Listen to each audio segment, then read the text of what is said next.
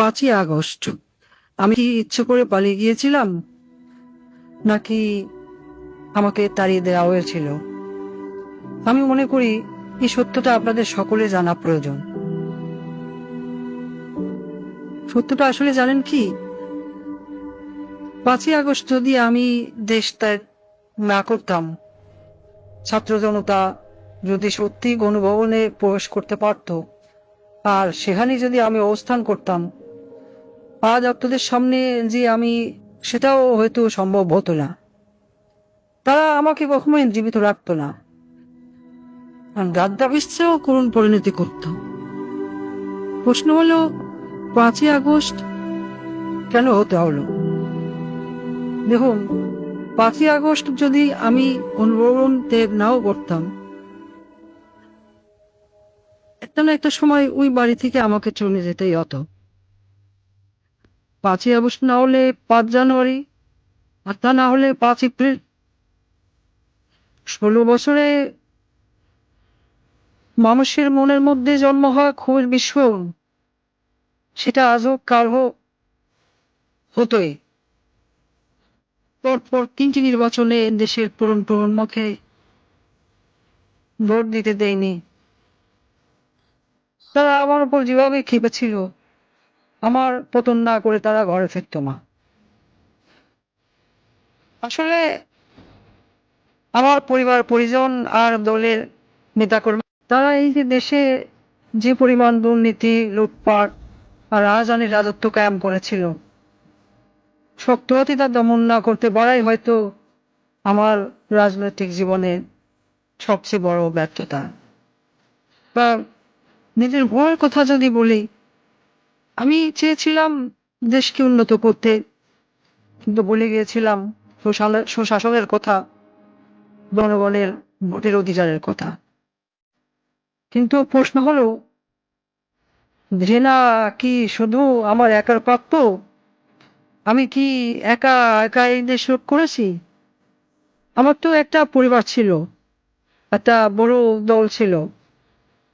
তারা তো উন্নয়ন উন্নয়ন বলে সবসময় কান ঢালাবলা করে ফেলত। তখন কি কেউ আমাকে বলেছিল, আপা উন্নয়ন করেন, কিন্তু ভোটের অধিকারটাও জনগণকে দিয়েন? কেউ বলেছিল? আমি এত বড় ভুল পথে চলে গেলাম, আমার পরিবারের কোনো সদস্য আমাকে কোনদিন একবারের জন্য বলেছিল? কেন? আমি কি শুধু তাদের কাছে টাকা কামাই করার মেশিন ছিলাম? আমাকে ব্যবহার করে শুধু আমার বলে নেতা কর্মীরা পয়সা কামিয়েছে, তা কিন্তু না। আমার নিজের আপন বোন, সে তো রাজনীতির রও জানতো না, কোনোদিন রাজনীতিতে নাম লেখেনি, কিন্তু দেশের ব্যাংকগুলো থেকে 12 আনা টাকা পয়সা সব লন্ডনে নিয়ে গেছে। লন্ডনের ব্যাংকগুলোতে যে টাকা আছে, সেগুলো তো কোথার দৈত্য বিয়ে দিয়ে আসেনি।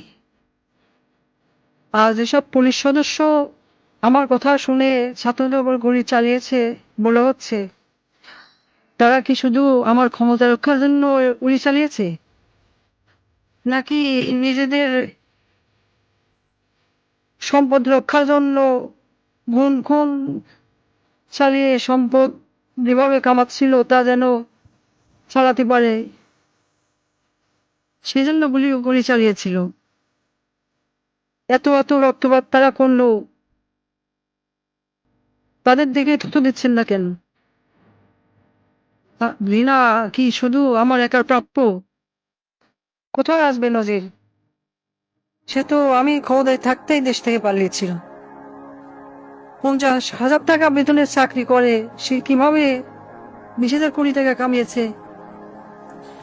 হ্যাঁ, আমার ব্যর্থতা, আমার ক্ষমতা ব্যবহার করেই তো এরা এত সম্পদের মালিক হয়েছে। দেওয়ার প্রশ্ন, যত সব ঘৃণা, সব কি আমার একারই কাপ্য? সবকিছুর জন্য যেন আমি একাই দায়ী, এই প্রশ্ন আমি রেখে যাচ্ছি। পরমাণু বিদ্যুৎ প্রকল্পে $12 বিলিয়ন থেকে $5 বিলিয়ন আত্মসাতের অভিযোগ উঠেছে। শেখ রেহানা কেন এত টাকা দাবি করলো?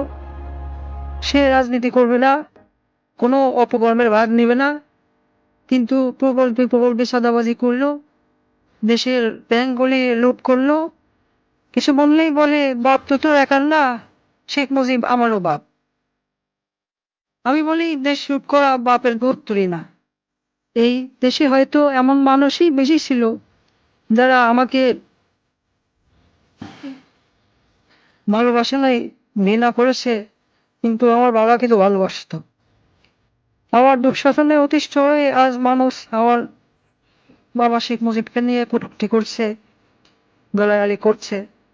কিন্তু একটা আজব বিষয় শুনুন, আমি যে এত বড় ভুল পথে চলে গেলাম, আমার পরিবারের কোনো সদস্য, আমার মেয়ে, আমার ছেলে কোনোদিনও একবারের জন্য বলেনি। তারা আমাকে ব্যবহার করে শুধু টাকা পয়সা কামিয়ে গেল। আমার আপন বোন, সেও কিন্তু সেই পথেই হাঁটলো।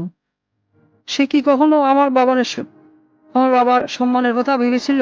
বঙ্গবন্ধু তো তারও পিতা ছিল। সে কি করলো? কিছুদিন আগেও আমাকে নেত্রী বলে রাখতো, আজ নাকি খুনি। আমি জানি এই তকমা আমার প্রাপ্য, কারণ আমি যা করেছি তা কখনোই ক্ষমার যোগ্য অপরাধ না। রাতে যখন ঘুমাতে যাই, আমার দিনগুলো আর রাতগুলো এখন একই রকম।